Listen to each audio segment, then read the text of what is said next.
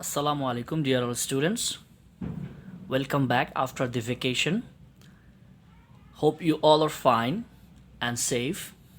I cannot say that you have enjoyed your vacation a lot because this time the situation is different. But at least we can say, Alhamdulillah, we are safe and fine and back to our work. So let's start the discussion now. Our video is related with the first chapter of the syllabus, that is clause. Okay, so why we have started with clause? This time our syllabus is made that I have planned. It will be a chain work, just like our first chapter is clause. It will be related with the second chapter, that if you are going to miss your first video, then you cannot understand the second one. So you have to be regular and sincere about your class discussion, as well as you have to concentrate on the video that will be given online.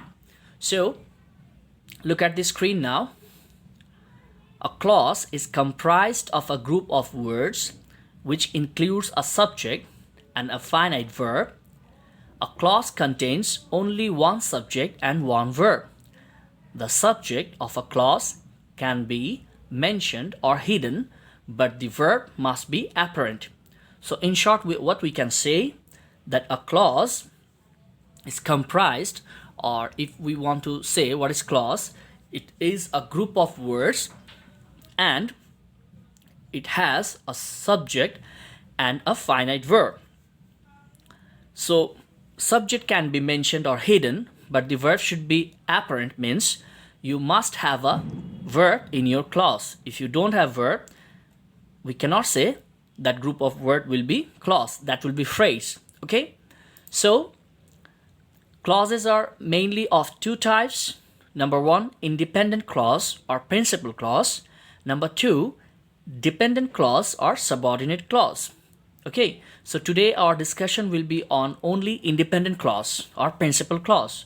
Then we'll go for the dependent clause, and then it will be clear to you actually what does it mean or how to write a clause. So let's go. Independent clause, or that we said are called principal clause. An independent clause functions on its own to make a meaningful sentence and looks much like a regular sentence. You can see independent, that means it doesn't depend on the other clause or other words.